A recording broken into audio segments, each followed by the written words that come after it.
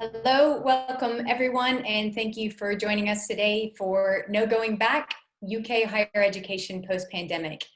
I'm Sara Custer, I'm digital editor here at Times Higher Education, and we've invited a very talented group of people to join us today to talk about the big issues facing UK universities during the global pandemic and any lessons that have come from the situation and what, if anything, there will be to go back to. I'll start with some introductions. We've got Emma Hardy, who's an MP for Hull West and Hessel and the Shadow Universities Minister. We've got Liz Barnes, who's Vice-Chancellor at Staffordshire University. Anton Muscatelli, Vice-Chancellor at the University of Glasgow and Chair of the Russell Group. And we've got Rachel Hewitt, who's Director of Policy and Advocacy at the Higher Education Policy Institute. So thank you all to our panelists for coming today. And thank you for attending. We've had nearly 2,000 registrations for today's webcast. And as always, I would like this to be as interactive as possible. So please do submit questions using the Q&A button at the bottom of your Zoom screen. And those will be coming through to me on my phone. But I've got a few questions just to get us started. And I'd like to go first to our panelists about the announcement on Monday of the government support package. Now, this is something that in response to Universities UK's request for a £2 billion bailout for research and a numbers cap. But what the sector received was a numbers cap and an advance on some tuition fees that you were going to be getting anyway. I know there's some optimism among leaders in the sector that there'll be a second funding package for research funding for universities specifically. But I'm just wondering, what are your thoughts on this package, and are you optimistic that there will be a second funding package? Let's go to you first, Anton. Well, thank you very much. Well, our own feeling about this is that it's a first step. I think, as you say, there wasn't any new money in it. It's essentially bringing money forward from next year, both in terms of funding for research, but also fees. I think there has to be a second step. I think what we've discovered during this COVID crisis is just how important universities are to the research effort of the country. If you look at how universities have reacted in terms not only of setting up facilities to deal with the COVID emergency, but also the skills which our students and which our colleagues have brought to the problem, I think demonstrate how important research and that activity is to universities. So if I look at my own university, we've got a Centre for Virus Research, which is MRC funded. We have one of the UK Lighthouse Labs, and we've responded hugely to this. So I think the second step has to be there. I think the setting up of a task force for research sustainability is absolutely necessary. If you look at the last few years, what we've seen in UK research is that there's about a 4.2 billion deficit in terms of full economic costing. And that's not really a sustainable environment. That needs to be addressed.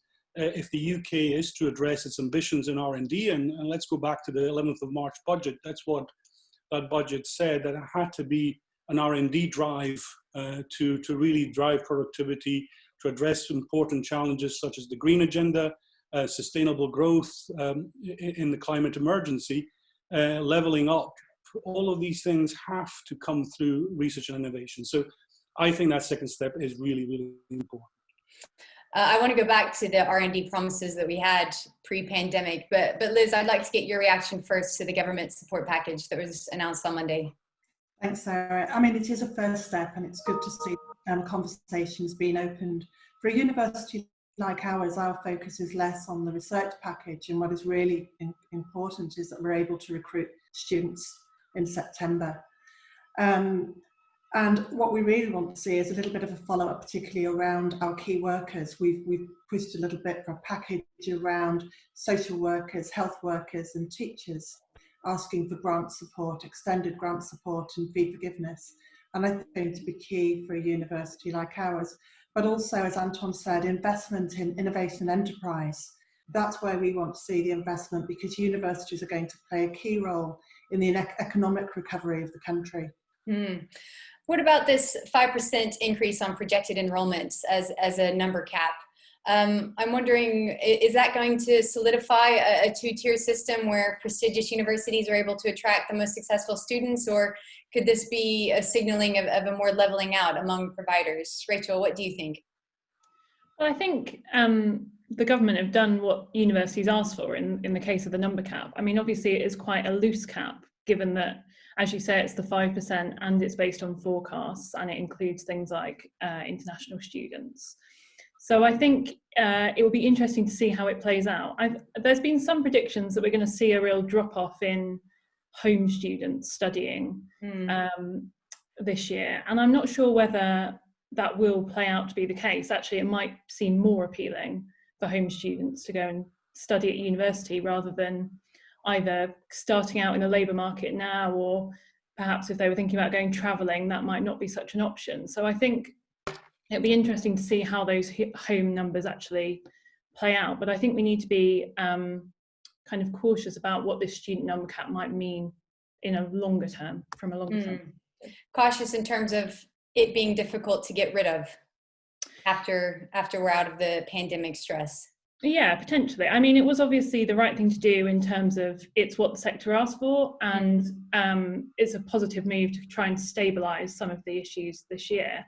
But I think we know, we published a report a couple of years ago looking at the fact that by 2030, the demand and the rise in the kind of number of 18-year-olds in the population means we're going to need another 300,000 more places. So we just need to be kind of conscious of that, thinking about how this moves forward beyond the next academic year.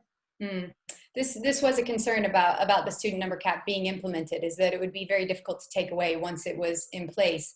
Liz, is this something that you're thinking about?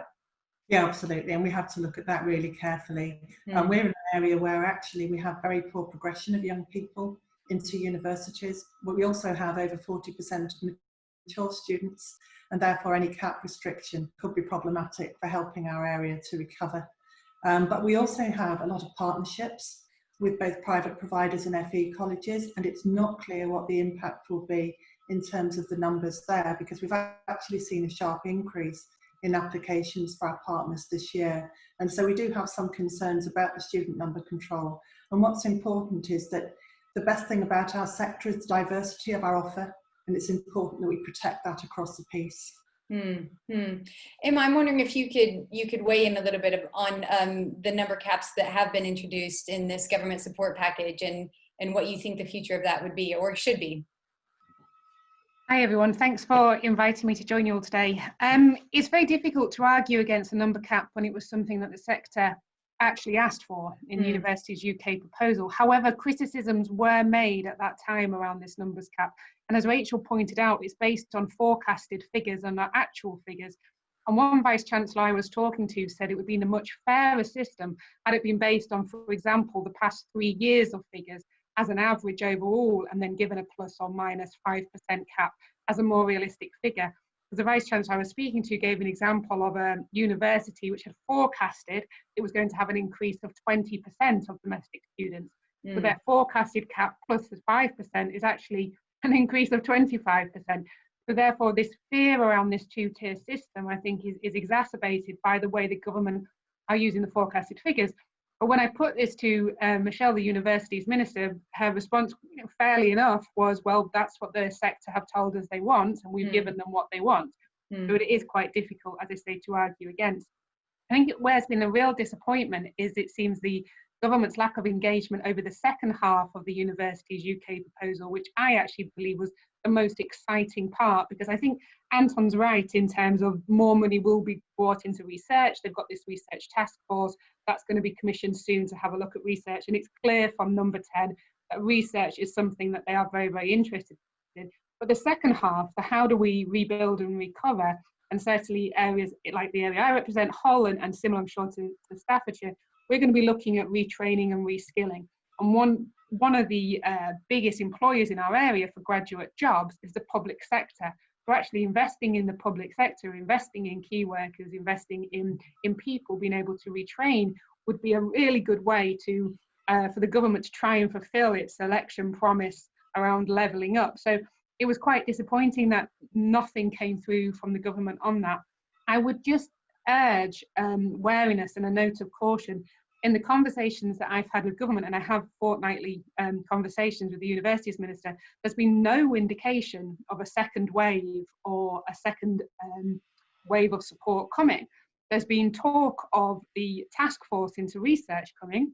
There's been talk of universities going one-on-one who need to be bailed out and need financial support, going and having that one-on-one conversation with government.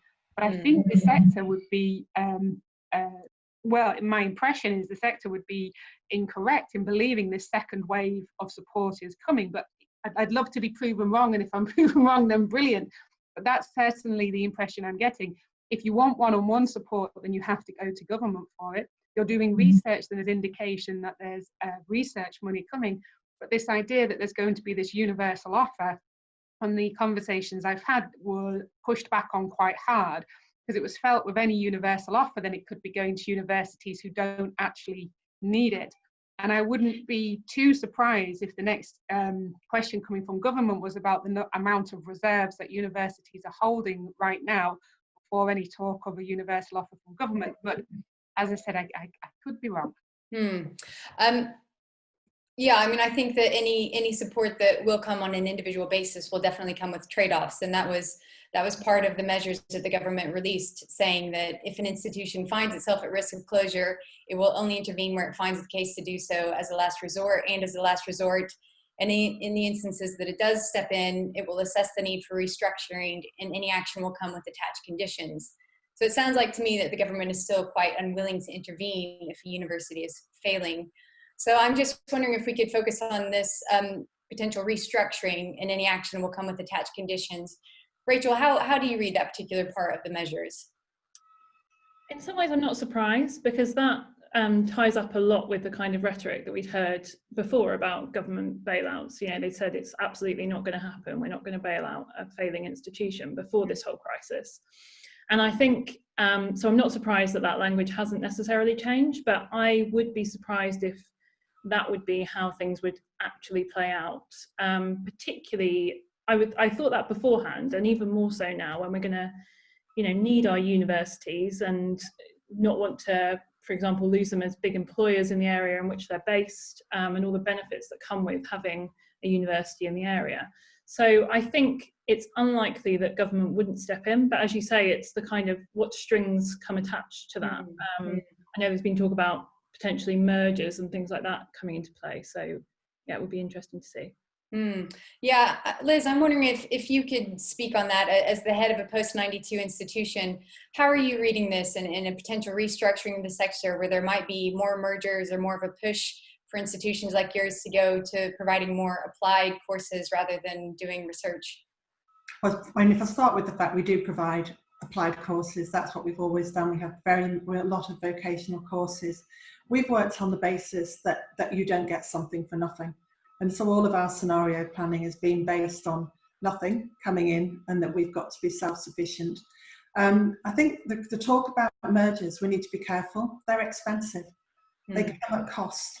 And so ultimately there might be savings down the road, but they're a long way down the road. But I think we do have to be sensible and think about the different options that might be available. There are a number of institutions that are going to be in trouble, and we've got to look at how we can save them, particularly in the cold spots. You know, we know that we need universities right across the country, particularly in the north, actually, very rich down south in terms of university education. And so we have to look at how we can work together to save the sector across the piece. Anton, I'm wondering if you could comment about the future of potential consolidation of the sector, what that could potentially mean for any research funding that comes, and any follow through of the 2.3% of GDP on R&D promise that the government made before the pandemic. Yes, no, I'm happy to comment on that, Sarah, but I think it's just important to pick up on what Liz said. I think the UK already has a very diverse sector, which is very mission oriented and oriented towards the needs of its communities. And you know, speaking as a university that's based in a large city, you know, we fulfill a very large civic mission as well, whether it's around widening access and working with you know, school education partners and with arts and cultural organizations. So we mustn't forget that. And you know, let's not look at it simply as an instrumental sort of approach to either restructuring or indeed how we support universities. But coming back to what you said around R&D, yes, I think inevitably it will probably mean more collaboration.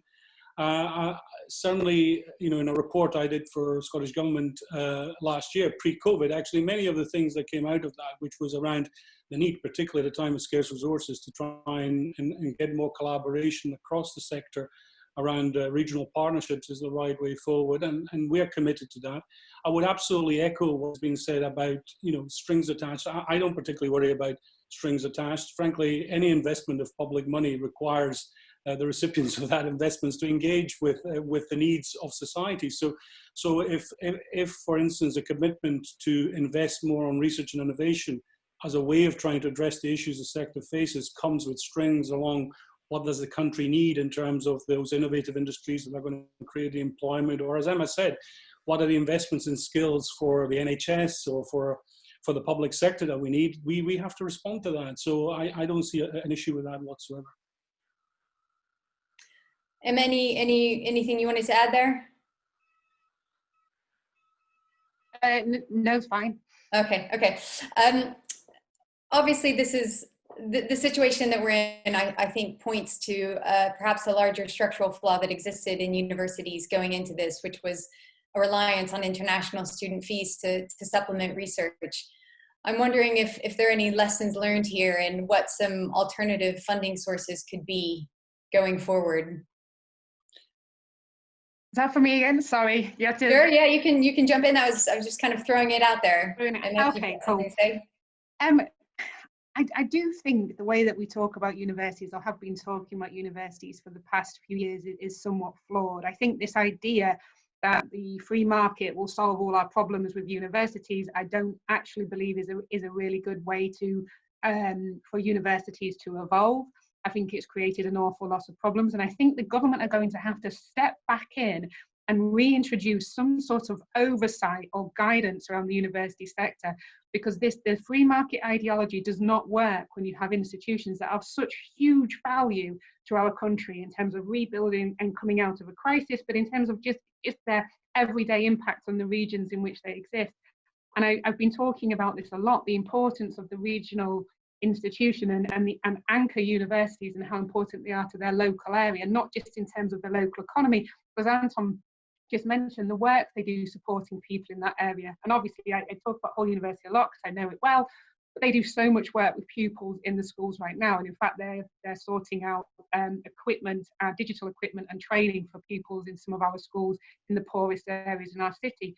So this wider contribution isn't recognised. It's not recognised in the accountability measures I think that universities have. So I think we should be, instead of having the same conversation, we should be looking, I think, a bit differently. We should be, in my opinion, we should be looking across the whole of the country and saying for every single person living in that country, do they have the same equality of opportunity? Can they go and be everything they all want to be in the area in which they live? And if you look at universities then differently and try to build in more collaboration instead of this sort of rampant competition, which I think actually damages everybody, including the student experience, then we need to have a new conversation. And I think the government are going to have to step in and look at this, partly because they won in areas where we have quite a number of our post-92 institutions and in seats that they recently gained. And the last thing they're going to want to see is the free market, meaning the end of some of those huge employers in the local area when there probably isn't many other large employers in there. So either through a change of values or necessity, we're going to have a different conversation about our universities and how we support them and the value that they bring.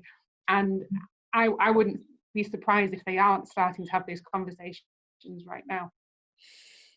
Anton, what do you think about that? Is that the right direction to take this in now, more government support? Well, I definitely think that we need to understand the importance of what universities do and it's been assumed that they were simply going to do this. Whether that's third mission work around their civic and anchor role, or indeed research, where the assumption was simply that universities could find resources for that. And I think we need to understand exactly what these contributions are and properly fund them. And that avoids also, I think, a rather unhelpful juxtaposition of this with international student numbers coming to the UK. I'm not one of these catastrophists who thinks that international education is gone as a result of COVID. I actually think all the evidence out there is that international education will continue to be a massive component of the reality of what happens post-COVID. There is a huge appetite out there, and you can understand why, because actually, if you look at across the world, there's a lack of capacity in many low and middle income countries to provide education. But I think we've got into this rather unhealthy juxtaposition of that role that we play with the civic role, which should be funded for what it is, separately from that. On the international front, I have to say, as I say, I'm one of those people who believes that for the UK, that's a huge advantage.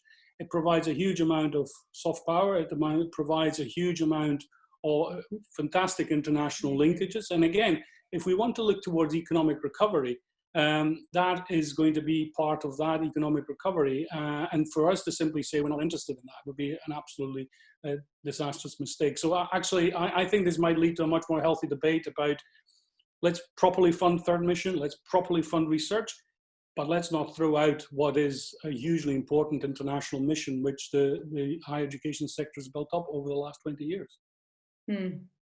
Rachel, I'm wondering if you have anything to add to that in terms of potential alternative funding sources if there are fewer international students coming to supplement research.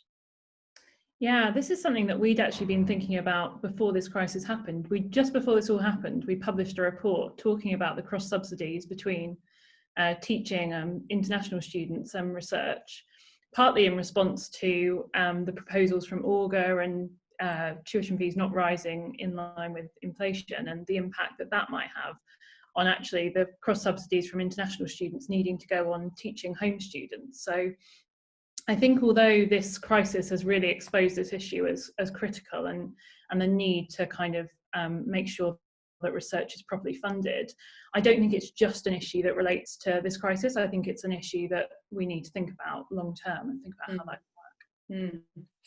One question we've had from the audience is asking about transnational education and university branch campuses. And is there any scope or opportunity to potentially expand this revenue stream if globally mobile students are becoming less and less?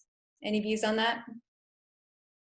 Well, we have a number of transnational partners, overseas partners. We've reduced our numbers with partners recently, but actually there are huge benefits in working with partners, and that's our focus now. Those that we partner with, it's about the mutual benefits.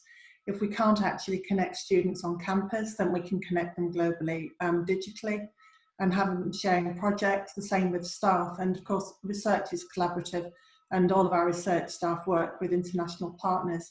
And so I think transnational education does offer an opportunity, and we'll continue to look to work with our partners overseas. All right, let's move on to some policy questions now. And Rachel, you mentioned the Augur review, and that was obviously, looking at that was obviously in the Conservative manifesto from the last general election. And this included suggestions of dropping student fees to £7,500, tailoring teaching grants based on courses' economic value to students, and a lifelong learning allowance. Rachel, what's your view about the future of those recommendations? So I think my view is probably the same as it was before this pandemic happened, which was that it feels that the political will that started the review, and obviously it was started under Theresa May's government, is not really there to implement the changes anymore. It was a response to the election where Conservative government felt they needed to do more to offer to students, but actually our own polling of students shows that students see 7,500 fees as no more favourable than the current fee model. So I'm not sure there's a kind of political will from the current government. I'm not sure it's something that necessarily plays out with students as a particularly positive thing. So it doesn't feel likely, especially now when universities are going to need more support and better funding than ever before, that that's going to come through. I was looking back at the other recommendations from Augur yesterday and realised it's been almost a year since the report was published, which seems crazy, both very short and very long. And some of the other areas could be important going forward, thinking about the funding for FE, thinking about things like module funding to help people build up their skills, particularly post-pandemic, and also, you know, with Brexit potentially leading to a decline in migration, kind of upskilling the nation. Those kind of things could be useful, but I think those aspects of Augur have almost been forgotten about now, and the focus has been on the kind of headline fee cut. Emma, have you got any insights from Westminster on that for us that you could provide about how if Augur is anywhere on anyone's radar at this moment? No, sorry, no insights on that, other than it does seem to have disappeared, though it made me laugh when you were talking about it being 1 year ago. I feel at the moment I'm measuring time in terms of general elections. That was one election ago, was the Augur review. So I think you're right in terms of modular funding and retraining and reskilling, and the only thing I'm aware of is that government right now is having a conversation with FE and HE about how we retrain and rebuild, and I think now is a really good opportunity for the whole of the sector to kind of feed in their ideas about how are we going to rebuild and retrain after August. Sorry, I'm slightly distracted. The postman was just at the front door. Real life working from home. I do think some of those things might still be coming back. I still think there is a huge appetite to invest in FE. And I personally would like to see far more collaboration between FE and HE. I think they should be working much more closely together, especially when we're looking at how are we going to bring mature students back into retraining and reskilling. FE is often the very first step. And again, it comes back to this principle of competition not always being the best way to form the best educational experience for the people in those areas. And I would hope that would continue.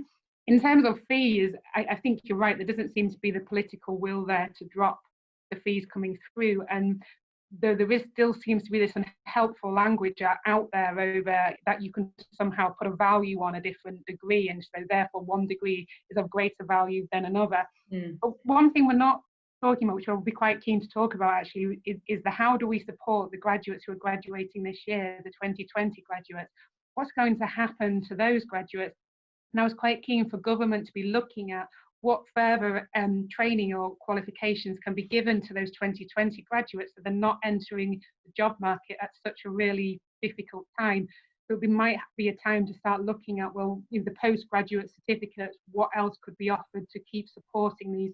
And one of the pushbacks from government when I mentioned that was they were saying that there's not a high economic return on those postgraduate certificates for individual graduates. But I think, again, the sector could start to say, well, what are we going to offer all of these young people who are going out into the economy?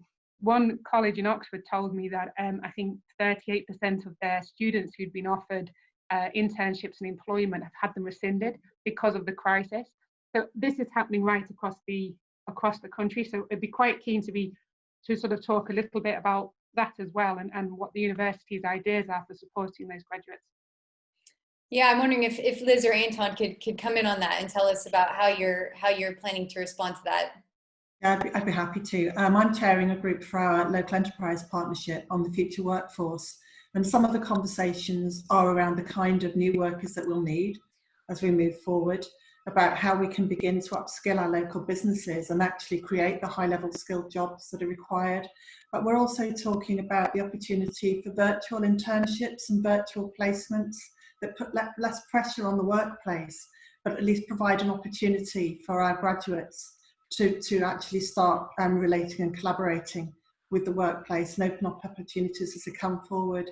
The other conversations we're having are around the supply chain. So where we've got big organisations, is the more we can do identifying gaps in the supply chain, support the startups, although a lot of startups have actually suffered obviously through COVID-19, but focusing on startups as well and helping them to move forward. So looking from a number of angles really, but a big focus on as well upskilling, reskilling, and then opportunities to support graduates with short courses, micro-credentials, etc., but aligning them to the workplace needs. So it's not just a case of collecting qualifications, it really is aligning them with the priorities for the economy currently. So, no, thank you. I would like to come in and obviously endorse everything that Liz said around this. I think we, as a university sector, have a huge role to play here. If you look at every major recession in the last 100 years, especially in the early 80s, but also going back, it caused a massive scarring of the labour market and then inhibited any further recovery. If we're really keen to have what's called a V-shaped recovery or anything close to a V-shaped recovery, then you can't allow that scarring in the labour market, because if you lose capacity either in human capital or indeed in the productive capacity of the country, then you will never get that recovery. And we've seen some of the OBR and Bank of England predictions over the last week or so, with Bank of England this morning. The kind of bounce back they are predicting will simply not happen unless we do something. Now, I look at my own university, we've actually developed lots of bridges with FE, and we're looking at more articulation. But actually, I think, as I said, the things we've developed very quickly over the last few weeks as a result of the crisis, we've developed much more online capacity, much more hybrid capacity, much more flexible provision. And one of the things I've certainly been feeding into government, both in Scotland and in the UK, is, well, this could be part of that something for something, which is argued in terms of intervention. If public funding is to be brought forward to support the sector, we are going to probably have capacity in postgraduate courses, in courses that are going to be absolutely key to economic recovery. And we are certainly up for, how we could make some of that provision available in a way that provides some support to those students who are going to find themselves out of employment, those graduates. Just going back to the policy line quickly, talking about the future of our beloved excellence frameworks, the research excellence framework and the teaching excellence framework. I'm wondering what the panel thinks about the future of both of these assessment processes, considering the administrative burden that it puts on institutions, and also just the unprecedented performance challenges that the universities have been facing in the past few weeks. Rachel, I'll go to you first as our policy expert. Yeah, I think it was obviously right that the TEF, the REF, the KEF were all either put on hold or cancelled while the pandemic was going on. But I do have some concerns about what comes in their place, or what kind of information is used in place of them, because we've seen the rhetoric from government about wanting to cut down on low value courses. And even in the piece that Gavin Williamson did for the Telegraph this week, there was talk about kind of low value courses, or focusing on specific courses that benefit the economy, etc. And there were concerns about whether actually what was going to be used to assess what low value is, and if it was going to be TEF, then that's perhaps concerning in itself. But at least TEF is a kind of mix of different metrics. And I wonder about what's going to be used. There's clearly still this push from government on low value courses and cutting down on them. And in place of those kind of frameworks, what's going to be used? Perhaps the earnings data. And now that feels even more inappropriate than it might have done before. There can be good use made of the kind of LEO data that's out there now. For example, there's been some interesting stuff put out by the IFS this week about the impact that graduating into a recession has on long-term earnings. That's a kind of positive use of the data to give us some more information. But using earnings metric as a way of kind of judging what low value courses, I think would be really concerning. So I worry about what kind of fills that gap while we have put a pause on all those different kind of frameworks, because I don't think that message from government's going to go away. Anton, as chair of the Wrestle Group, I'm wondering if you guys have a particular stance on the future of these frameworks, and any sort of negotiating leverage that you would try to have as a particular alternative for them. Well, I think, as Rachel said, I was right to pause these exercises because of the emergency. Look, I'm a great believer in smart regulation. The first question you have to ask is, why do you have a regulatory framework or a device, whether it's REF or TEF? And the answer is, it's to get good value for the public investment that's going in. And a prerequisite is that you have good, robust data on which to base that assessment. So for the REF, I think, there's no doubt this exercise will finish. I think it would be good at the end of that, as we did last time, to assess as to whether the amount that it costs to do these exercises is good value for money, or whether there might be alternatives. Around the TEF, we as a group have been very clear that, again, the data that is at the back of it needs to support an assessment on the value. We think that at the institutional level, you get quite reasonable data. I think once you start getting very granular, you begin to wonder what the statistical quality is of what you get.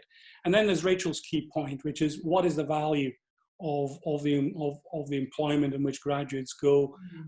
Certainly, for instance, the NSS results over the next year or two would probably be valueless given all that's going on. But even if you look at indicators like employability, let's look very carefully at that, because I think you'll find that not only data like Leo, but other major indicators for employability will be hugely unstable. So frankly, if you're going to introduce something, reintroduce it post-crisis, you have to do it in a smart way, and it has to be based on data that actually makes sense. Liz, anything you'd like to add to that? Yeah, well, I mean, I agree with Rachel and Anton in what they said. But another thing is, so much of this is historic. It's based on historic data. It's based on courses that took place 5 years ago, and our courses are evolving and changing all the time. Our most popular course at the moment, and the growing course, is esports. Well, that doesn't come in the list as a subject that people study, but actually the games industry is bigger than the film industry now.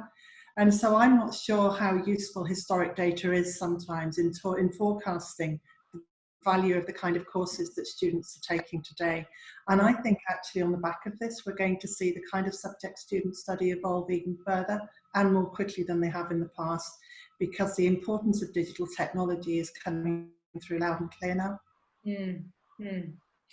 Emma, I'm wondering if we could go to you specifically about Labour's position in some of their higher education policies. And in your manifesto in the last election, you costed a plan to abolish student fees and to reintroduce maintenance grants at £7.2 billion. And I'm just wondering if, in light of the forecasted drop of 30% by the Bank of England today in the economy, if it's perhaps time for Labour to reconsider its position. Yeah, more than happy to answer that. I just want to make some comments on the TEF, if that's okay first. Sure, go ahead. So yeah, I mean, I've not hidden the fact I've got significant concerns about the TEF and how it works and how it operates. And much as I recognise from speaking to a university that it can give really insightful information to that individual university, which makes planning strategically as an institution across every different department useful. I think the thing that stuck out when I was sort of learning about this was we were talking about that initial assessment that's done of the different institutions and how FE always comes out lower than HE before you've even done any more work, because of the fact it has, and the retention of students is lower because of the types of students who are going to FE rather than HE, and therefore it kind of reminded me, maybe it's an unfair comparison to make, but some of the criticisms that were made of Ofsted and how it seemed to be that schools in areas where the children achieved higher because of the intake of pupils always performed much higher in terms of Ofsted inspections than schools in more challenging areas like Hull. And it appears that we've managed to replicate that in the higher education sector. So I have significant concerns about the TEF. And one of the other things I was informed, and I hope the panel will correct me if I'm wrong, but I'm led to believe that there isn't any sort of measurement done in terms of the BAME qualification gap. So you could have a huge difference in the awarding gap of BAME students, and that doesn't actually influence your TEF outcome. And that I was informed that there's one institution where that BAME awarding gap is over 20%, but yet is still rated quite high. So if I've got that wrong, do come in and correct me on that. So I do think this is an opportunity, I think, for the sector to show leadership and show an alternative, because this, as Liz quite rightly said, it's based on historical data. It's going to be out of date. It's going to take years for the country to recover and the university sector to recover. So really, any sort of measurement in the next few years, in my opinion, is going to be highly flawed as comparative data. Therefore, take this opportunity, show an alternative, show the leadership, and then you can present this to government as, look, we've come up with this ourselves. This is how we want to be seen.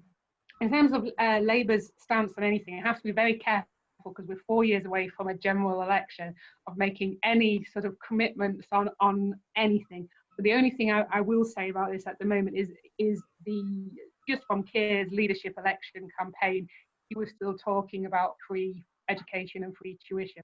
But I'm kind of cautious when we're so far away from another general election to really sort of commit to anything much more strongly, other than saying that policy in Labour Party is developed in conjunction with the unions, in conjunction with the members. It's a very long, detailed process, and I'll keep everyone informed as it develops. But my impression from Keir's leadership campaign was that free tuition is here to stay. But don't quote me on that in 3 years' time. Okay, yeah, I'm sure the economic effects of this situation are definitely going to still be felt in 3 years' time, I'm sure. So surely a reconsideration of free tuition fees, or maybe just potentially looking at lowering the cost of tuition instead of offering free tuition would certainly be part of the considerations. I do think, though, as a principle, I do find it slightly odd that it's always seen as being so shocking in this country, and yet it's not in our close European friends countries like Germany, and that they have free education all the way through. And I do, though, have to caution that this idea that when we're encouraging people to retrain and reskill, we do have to be very careful and at how debt adverse mature students are. And part of the reason we've seen such a high decline, I would argue, in the number of mature students going to university is this perception of debt, and that it's seen. If you imagine you've just lost your job, or you've just lost your business, you're in your 40s and you're going to university to retrain as something else, are you really going to want to do that if you believe that you're going to have £23,000 worth of debt at the end of it? So I do think the way the whole system is set up is problematic, and I think if we're going to encourage people to retrain and reskill, then we really do have to approach this issue around a narrative around debt, and that you're going to be £50,000 in debt if you complete this course, if you try and reskill. So I do think the whole thing needs a fundamental rethink, and whether or not you look at, I mean, there's a whole range of options you could look at, because you could look at no tuition fees, but then some form of graduate contribution. I mean, there are a whole range of different areas to explore on this. But I do think there is a problem, and the evidence is out there, and the perception of going and getting this loan, getting that student loan statement saying you owe £50,000 is putting off mature students from going to university. I know the government point to all the data and say, oh, it hasn't put off people from poor backgrounds going to university, because look, the evidence is all there to prove it. But what about the mature students? What about the part-time students? They've fallen off a cliff, and they're the people that we need to get back into university to retrain and reskill after this pandemic. The issue of maintenance grants is something I'd like to touch on a little bit more, especially considering the state of the economy and potentially more online learning becoming available. So perhaps students not going to a campus or not going to a university town where they might get a part-time job, or potentially part-time jobs not being as available to them now in the new economy. In the terms of maintenance grants and perhaps a student maintenance crisis, Anton and Liz, I'm wondering if there are any space there for universities to take this up as an opportunity for them to step in and help students. Happy to start. I mean, well, actually, we have already stepped in. I mean, we had to step in, as you might expect, because inevitably the crisis has created a huge amount of need, short-term needs. So when we immediately sort of doubled the amount that we had in our funds to support students, and we're looking at what we're doing, particularly around PhD students, because some of their stipends would probably need to be extended. And of course, UKRI has stepped in, but can only do so in respect of its own students' supports, which is typically only a fraction of all the postgraduate students that we have. So I think that's right. But again, that, to be absolutely clear, that all comes from one resource, and therefore will need to be paid for from elsewhere. So we are absolutely committed to looking at what we need to do in that space. We also know that we'll have an interesting mix of students over the next couple of years. As you say, perhaps more local students who will need perhaps additional support if they decide to live at home. For instance, one of the things we put in very quickly at the crisis, we had a laptop loan scheme. We had to purchase 1,500 laptops, because we know that many of our more less wealthy students were not able to have laptops to move to online learning. So there's all sorts of areas where we will intervene as universities. But again, we need to recognize that resource is coming from somewhere. Liz? Yeah, we've been doing similar things. We've increased the support for students in lots of different ways, providing laptops. We've been actually sending money to pay for Wi-Fi, providing dongles, just making sure that students have access. We have a food bank. We have lots of different kind of maintenance support. Even before COVID-19, we had a whole range of support in the university, but we will need to extend it. Our other challenge, of course, we have nearly 60% of our students who commute, and the cost of travel is high. You can't use student rail cards at peak times. And so really, I think we've got to look at some sort of maintenance support, opportunity support, funding costs of travel, etc. We welcome the grants that have been introduced, the maintenance grants that have been reintroduced for the healthcare workers this year, and it would be nice to see that extended actually now, as I think it will help to attract people back into these professions. Anton and Liz, if I could just stay on you for the next one, and it's a question that quite a few people have been asking us in the Q&A portion of Zoom. It's about the question of full tuition fees for the upcoming term, and if there is going to be a wholly online tuition or perhaps a blended learning offer that students are having. How are you going to ensure that students still get the same study experience, the £9,250 study experience that they were getting pre-pandemic? Well, I think it's a very good question, Sarah, and I think it has to be addressed up front. And I think what we have to do as a sector is absolutely evidence what it is that we're doing with the resource that we receive. So to be absolutely clear, one of the things is that a hybrid model is actually more expensive than a face-to-face model in many respects, because what you have to do is you have to provide that online for those students who, for whatever reason, they might be amongst the vulnerable group that may not be able to even attend those face-to-face socially distanced type sessions that we're able to mount in the autumn. So we will actually, in many respects, have to increase our provision. So that's what we need to evidence what we're doing. So we are preparing absolutely for that. None of us know what the autumn will bring, but we'll know that it's likely to involve an element of social distancing. So we are developing provisions for probably converting many of our large lectures to online with much more small group teaching and perhaps more small group teaching. And again, that is more expensive than the normal model. So I think this is the thing that has to be emphasized. And in many respects, what we'll see in the next year, certainly, and who knows when a vaccine might be developed, but certainly for the next year, will actually involve more costs of provision. Liz, I've got specifically a question from a parent whose daughter has got a place at Manchester University. And she's asking she's saying that there are rumors that she will be studying online only. And I know the University of Staffordshire has been putting in a lot of work, even pre-pandemic, in creating a wholly online platform for students to study. She's wondering if universities can give value for money in relation to the campus experience. I think universities can absolutely give value for money, but I think the key for most universities, well, this will be a blended learning offer. And I mean, Anton's right about the cost. The distance learning, the remote learning is expensive. We have to make sure, particularly where students need high-powered kits, that we can support them in that.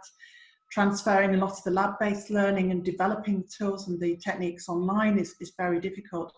But our big focus now is actually when the students are on campus, that they have the best possible experience they can have, and that we make sure they get access to the high-level kit.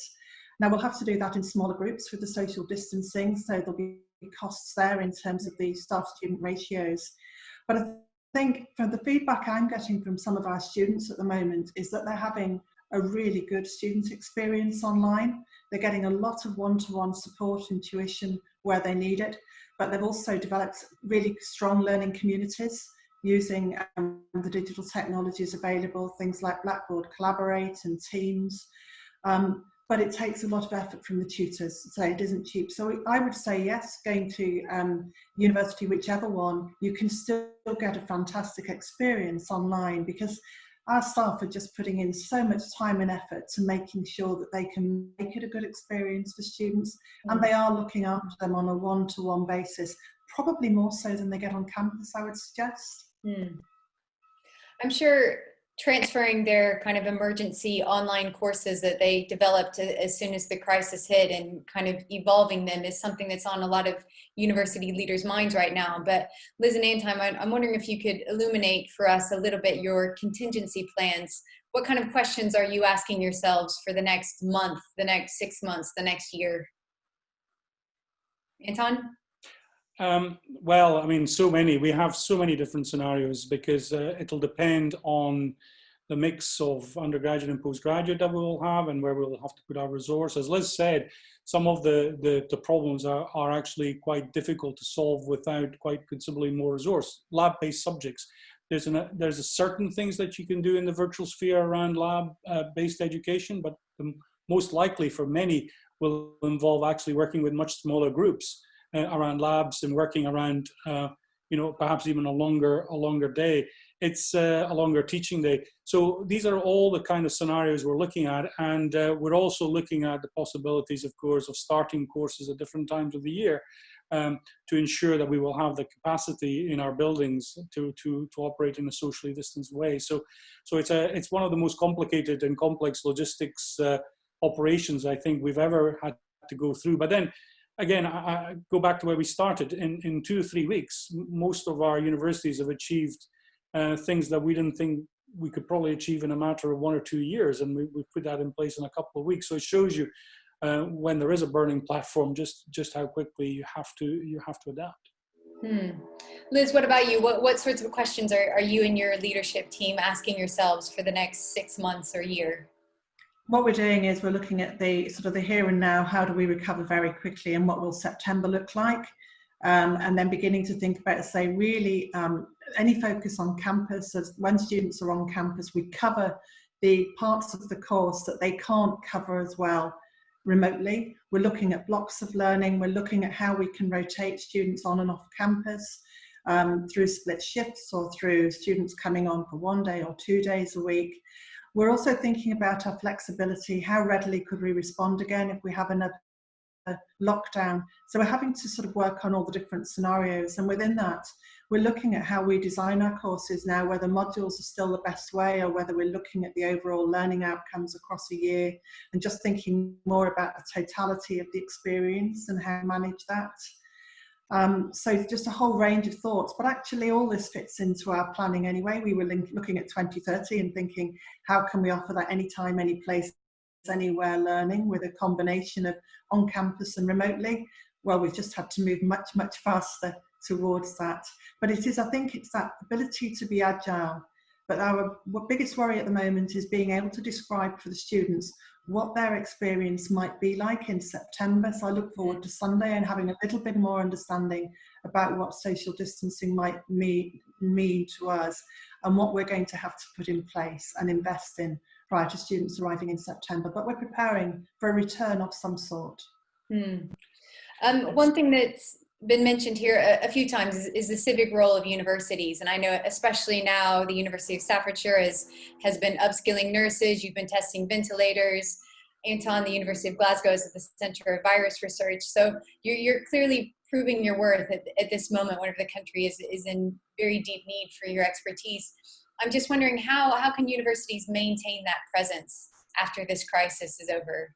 Rachel, what do you think about that? Yeah, I think universities have done a fantastic job, obviously, in supporting the kind of wider country in going through this crisis, as well as we were just talking about, the kind of ramp up of online learning that happened so quickly. We did some polling of students just after the lockdown, and less than a quarter of them were dissatisfied with their kind of online learning provision. So universities have shown that they can move really quickly and respond to the environment around them. And I think demonstrating some of the activity that's been going on that's just kind of had to be got on with immediately, kind of reflecting on that and demonstrating how that continues and the role that universities will play going forward, which I think is going to be even more important than it's ever been. So I think, maintaining a strong university system and supporting universities is going to be critical as we move through the next stage of whatever comes next. Emma, do you have anything to add to that? Well, I was listening to Liz talking, and what she was describing sounded a bit to me like Martini learning, anytime, any place, anywhere. So I'm looking forward to seeing that evolve. I would encourage the sector to kind of to collaborate and work together and try and introduce some sort of similar reintroduction of students across the whole of the country, because it would be good that students are getting that same kind of experience. If you're studying English in Manchester, you'll be going back at a similar time as someone studying English in Scotland. Likewise, if you're a nurse, you're going back at a similar time. And it was something that the UCU was encouraging the government to try and bring the sector together and say, right, let's have some kind of plan. Because my fear is that we'll end up being very disjointed as each sector, I know they're all autonomous, but each sector individually sets out its own plan rather than having something that's a bit more well thought out and countrywide.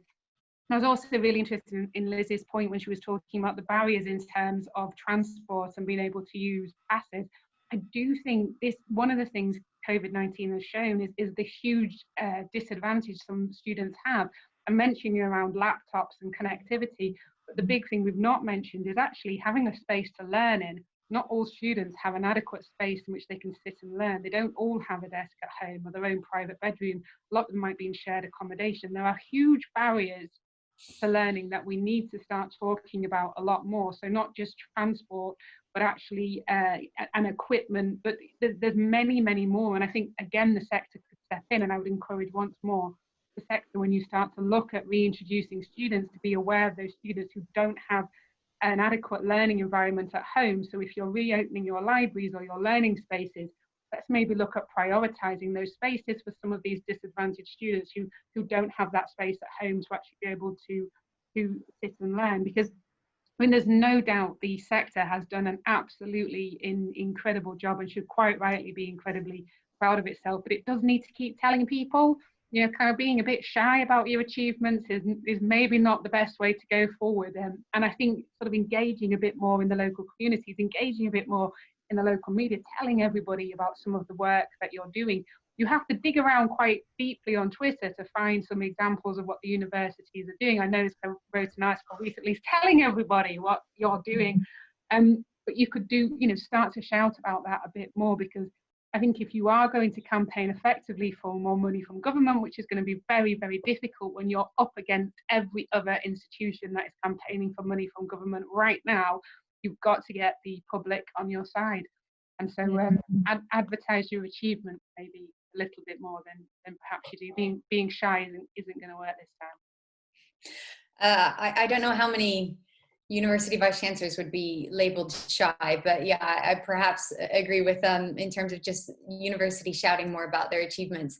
We've got just a few minutes left, and Emma, one thing you touched on was the inequalities in higher education, that I think the digital divide could even exacerbate if we're going more into online learning environments. And that hits on perhaps one thing of the, let's say, pre-UK higher education environment that existed pre-pandemic. And now that we're talking about post-pandemic, no going back ? I'm just wondering if all of you could maybe tell us maybe one thing that you hope stays in the past for UK higher education once we finally emerge from this crisis.